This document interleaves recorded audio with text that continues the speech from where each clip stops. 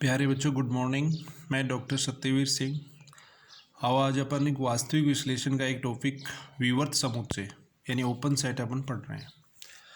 प्यारे बच्चों, विवर्त समुच्चय को समझने से पहले दो तीन बातें अपने को और समझनी पड़ेंगी।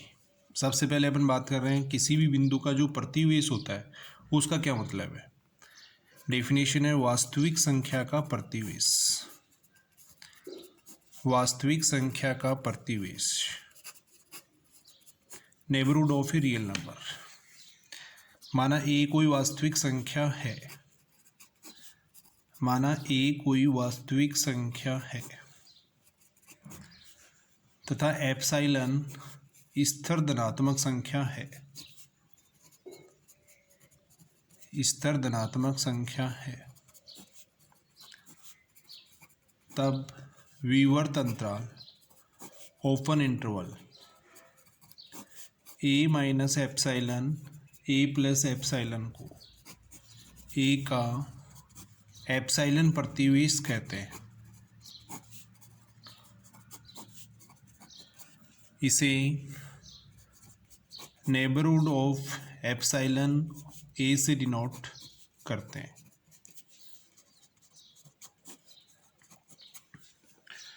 यानी प्यारे बच्चों, इस बात का मतलब ये है किसी भी संख्या का अगर प्रतिवेश देखना है, जैसे मान लो अपने कोई भी वास्तविक संख्या ले ली 5, अब इसका प्रतिवेश अगर देखना है तो इसमें से एप्सिलॉन को घटा देंगे, एप्सिलॉन को जोड़ देंगे। एप्सिलॉन एक बहुत ही छोटी धनात्मक संख्या है।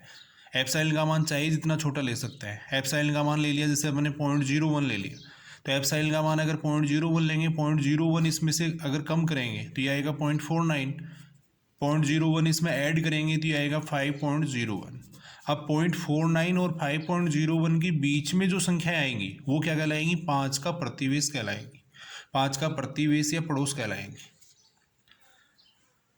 कोई भी संख्या अपन देख रहे हैं, जैसे 2 ले लिया, 2 का अगर प्रतिवेश देखना है तो इसमें से एप्सिलॉन घटा दो, एप्सिलॉन जोड़ दो। एप्सिलॉन का मान चाहिए जितना छोटा अपन ले सकते हैं, जैसे एप्सिलॉन इज इक्वल टू ले लिया 0.1, तो इसका प्रतिवेश इधर आ जाएगा 1.9 आएगा, इधर 2.1। अब 1.9 और 2.1 के बीच में जो संख्याएं हैं वो क्या कहलाएंगी? 2 का प्रतिवेश कहलाएंगी। इसको एप्सिलॉन नेबरहुड ऑफ ए से व्यक्त करते हैं। इसको प्यारे बच्चों ऐसे भी लिखा जा सकता है, epsilon neighbourhood of a is equal to हो जाएगा open interval a minus epsilon a plus epsilon.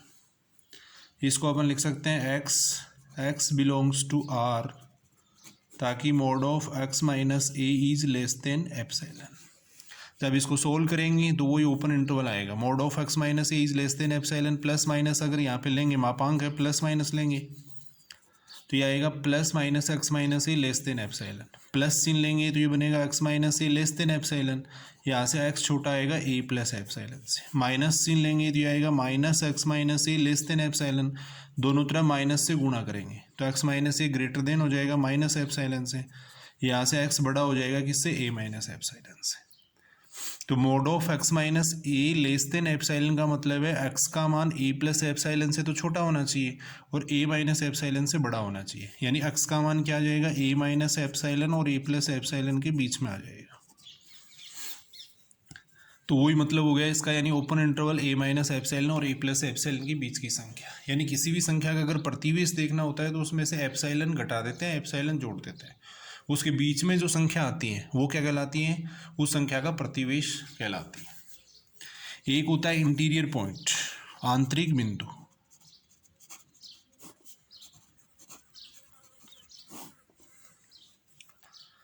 आंतरिक बिंदु यानी इंटीरियर पॉइंट। माना एस कोई समुच्चय है, माना एस कोई समुच्चय है, तब बिंदु ए समुच्चय एस का आंतरिक बिंदु कहलाता है।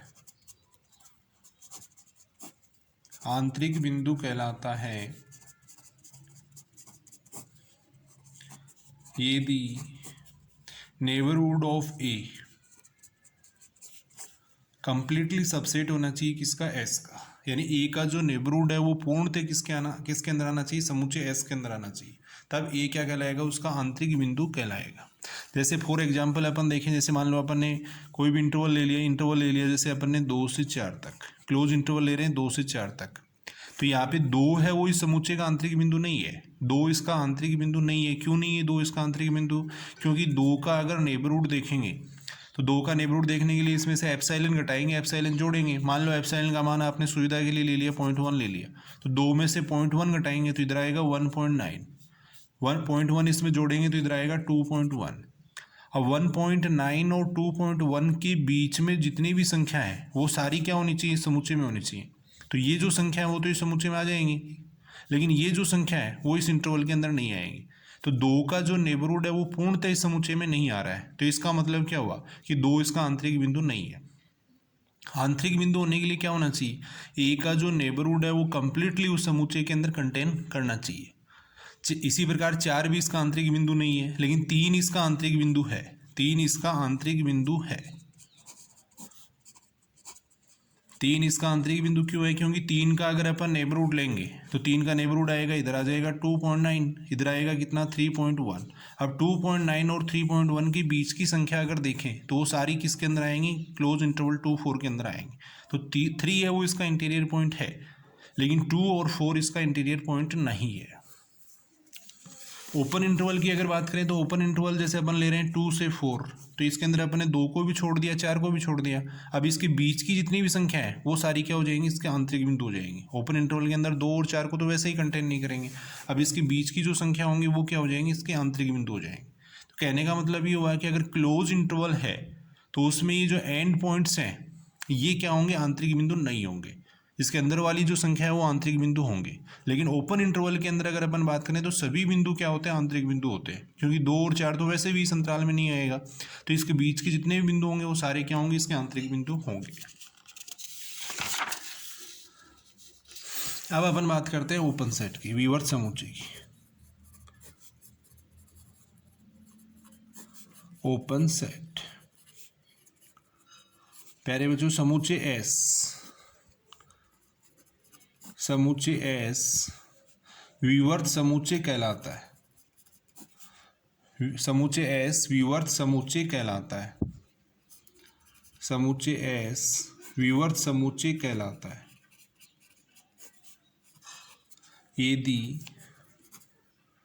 यदि समुच्चय एस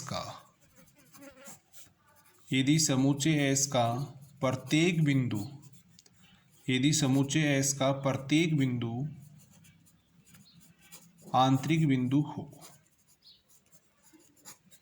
यानी समुच्चय एस में जितने भी बिंदु हैं वो क्या होने चाहिए? उसके इंटीरियर पॉइंट होने चाहिए, आंतरिक बिंदु होने चाहिए। तब समुच्चय एस है वो क्या कहलाता है? ओपन सेट कहलाता है। अब अपन देखते हैं कि जो स्टैंडर्ड सेट है, स्टैंडर्ड जो समुच्चय हैं उनमें से कौन कौन से जो विवर्त समुच्चय हैं। एग्जाम्पल अपन देख रहे हैं, जैसे मान लो सबसे पहले अपन ले रहे हैं एन का, प्राकृत संख्याओं के समुच्चय की बात कर रहे हैं। तो प्राकृत संख्याओं के समुच्चय में कौन कौन से एलिमेंट आएंगे? 1, 2, 3, 4 ये सारी संख्या आएंगी। अब अपन ये देख रहे हैं कि ये जो समुच्चय है वो ओपन सेट है या नहीं। सेट तो है, ओपन सेट है या नहीं वो अपन देख रहे हैं। तो यहाँ किसी भी संख्या को ले लिया आपने, जैसे 2, ओपन सेट होने के लिए क्या होना चाहिए? इसकी का प्रत्येक बिंदु इसका आंतरिक बिंदु होना चाहिए। तो अब अपन ये चेक कर रहे हैं कि 2 इसका बिंदु तो है, लेकिन 2 इसका आंतरिक बिंदु है या नहीं। तो ये देखने के लिए अपन क्या करेंगे? 2 का नेबरहुड लिखेंगे। 2 का नेबरहुड हो जाएगा 1.9, 2.1, यानी 1.9 और 2.1 के बीच में जो संख्या आएंगी वो क्या आएंगी? 2 के प्रतिवेश में आएंगी। अब 2 इसका बिंदु है, लेकिन 2 इसका आंतरिक बिंदु कब होगा? यदि इस इंटरवल में जितनी भी संख्याएं आ रही हैं वो सारी की सारी क्या होनी चाहिए? इसके अंदर होनी चाहिए। यानी 1.9 और 2.1 के बीच में जितनी भी संख्या आ रही है, इनफाइनाइट नंबर आएंगे, 1.91, 1.92, ये सारे क्या होने चाहिए? इसके अंदर होने चाहिए। तब 2 क्या कहलाएगा? इसका इंटीरियर पॉइंट कहलाएगा। लेकिन प्यारे बच्चों, ये सारी संख्या इस समुच्चय के अंदर नहीं है, और ये संख्या इस समुच्चय के अंदर नहीं है, इसका मतलब 2 इसका आंतरिक बिंदु नहीं है। 2 इसका बिंदु है, लेकिन 2 इसका आंतरिक बिंदु नहीं है। तो इसका मतलब ये विवर्त समुच्चय नहीं है। यानी प्राकृत संख्याओं का जो समुच्चय है वो विवर्त समुच्चय नहीं होगा, ये विवर्त समुच्चय नहीं होगा। सेकेंड एग्जाम्पल अपन लेते हैं, जैसे पूर्णांक संख्याओं का एग्जाम्पल लेते हैं। पूर्णांक संख्या हो जाएंगी -3, -2, -1, 0, 1, 2, 3, ये सारी संख्या होंगी। अब अपन ये देख रहे हैं कि ये जो समुच्चय है वो ओपन सेट है या नहीं। तो वही बिल्कुल आसान सा तरीका है प्यारे बच्चों इसको समझने के लिए। इसका कोई बिंदु लेते हैं अपन ने, बिंदु ले लिया 1। अब अपन ये देखेंगे कि एक इसका बिंदु तो है, लेकिन एक इसका आंतरिक बिंदु है या नहीं। तो इसके लिए अपन एक का नेबरहुड लेंगे। नेबरहुड लेने के लिए 0.1 इसमें से घटा देंगे, 0.1 इसमें से घटा देंगे, 0.1 इसमें जोड़ देंगे। अब इन दोनों के बीच में जितनी भी संख्या है वो सारी क्या होनी चाहिए, इस समुच्चय के अंदर होनी चाहिए। तो 0.9 और 1.1 के बीच में इनफाइनाइट नंबर आएंगे, वो सारे के सारे इसके अंदर है या नहीं वो अपन देखेंगे। या 0.95, 0.96, 0.97 वो सारी संख्या इसमें होनी चाहिए, लेकिन वो सारी संख्या इसके अंदर नहीं है। तो इसका मतलब 1 इसका बिंदु है, लेकिन 1 इसका आंतरिक बिंदु नहीं है। तो इसका मतलब ये जो समुच्चय है वो भी क्या है, विवर्त समुच्चय नहीं है। उसके बाद में अपन बात करते हैं क्यू की। परिमेय संख्याओं के समुच्चय की बात कर रहे हैं। सेट ऑफ रेशनल नंबर, परिमेय संख्याओं का समुच्चय।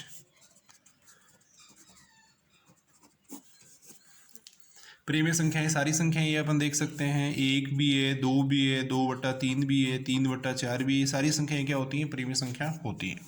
अब मान लो अपन ने उदाहरण लिया 2 का। अब 2 एक परिमेय संख्या है, यानी 2 इसका बिंदु है, लेकिन अपन ये चेक करेंगे कि 2 इसका आंतरिक बिंदु है या नहीं। तो वही तरीका है, 2 का नेबरहुड लिखेंगे। 2 का नेबरहुड लिखने के लिए इसमें से एप्सिलॉन घटा दिया। सपोज एप्सिलॉन का मान अपने सुविधा के लिए ले लिया 0.1 ले लिया। 2 में से 0.1 घटाएंगे तो इधर आएगा 1.9, 0.1 इसमें जोड़ेंगे तो ये आएगा 2.1। अब 1.9 और 2.1 के बीच में जितनी भी संख्या है वो सारी क्या होनी चाहिए, समुच्चय में होनी चाहिए। लेकिन यहाँ पे अगर अपन देखेंगे तो 1.9 और 2.1 के बीच में परिमेय संख्या भी है और अनंत अपरिमेय संख्या भी है। अनंत परिमेय संख्या है, अनंत अपरिमेय संख्या है। अनंत अपरिमेय संख्या है। तो प्यारे बच्चों, ये जो अपरिमेय संख्या होंगी, ये जो परिमेय संख्या होंगी वो तो इस समुच्चय में आ जाएंगी, लेकिन ये जो अनंत अपरिमेय संख्या होंगी वो इस समुच्चय के अंदर नहीं आएंगी। और वो इस समुच्चय में नहीं आएंगी, इसका मतलब क्या हुआ कि 2 इसका बिंदु तो हुआ, लेकिन 2 का जो पड़ोस है, प्रतिवेश है, वो इसके अंदर नहीं आ रहा है।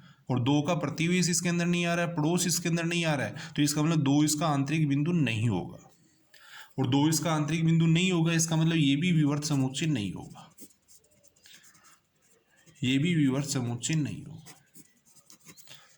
उसके बाद में अपन बात करते हैं वास्तविक संख्याओं के समुच्चय की, सेट ऑफ रियल नंबर की।